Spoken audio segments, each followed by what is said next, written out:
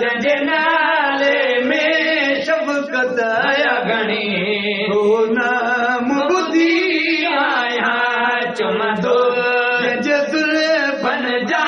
रब कसम खया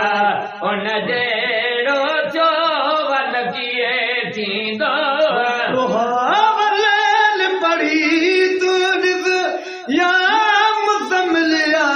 मुदस्सिर खे ॾिस वल्लेल पढ़ी तूं ॾिस या मुज़ामिल या मुदस्सिर खे ॾिस मेरे मीम करे मुझे शान का पूछ दे फौल न मुफ्ती बोले तू खुद जा पूछ बे मीम करूं क्यों लुक दे मीम दे ओले के मिन्त की दी है मीम तू प्यार थी दे सदके घोले ओ क्यों न पावे कैस मियां जे कुछ गजन मीम दे चोले वजहा बल्लेल बढ़ी तू ॾिस या मदा मिल जा मुदस्सिर खे ॾिस वल्लेल बढ़ी तू ॾिस या मदा मिल या मुदस्सिर खे ॾिस या मुज़म्मिल या मुदस्सिर खे ॾिस आयत में जजो आए ज़िक्र अल्लाह पाण बयान कंदो आयत में जजो आए ज़िक्र अल्लाह पाण बयान कंदो ज़ुल्फ़नि जा रब कसम खया उन जहिड़ो चोवल कीअं थींदो असांखे प्यार जी महबूब मदीने वारे जी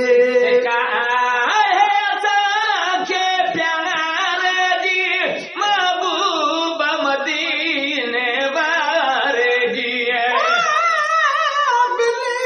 दिल ते कोई नहीं जी सकदा है वास्ते इंसान दा दिल रब अपने हथने नाल बनाई जिन हूर मलक गिलमान दा दिल अलकिसा दिल हर चीज दा गया यासीन जीवे कुरान दा दिल केस आद विच मीम जड़ा एक समझे रब रहमान दा दिल के प्यार जी महबूब मदीने वारे जी महबूब मदीने वारे जी बदली अवराय मोहम्मद तो रबुले ऐ मोहम्मद विराए तो के मुंह के गज आए मिलंदो रबुले विराए मोहम्मद तो के मुंह के गज आए मिलंदो शबरानी हुसैन बख्श शान लिखे कड़ा का जाए बयान लिखे शबरानी हुसैन बख्श शान लिखे कड़ा का जाए बयान लिखे कड़ा का जाए बयान लिखे तेरो उम्मती उना जो हाल मुझे गुलामी कबूल कंदो ज़ुल्फ़नि जा रब कसम खया उन जहिड़ो थियो वन कीअं थींदो जंहिंजे नाले में शफ़क़त घणी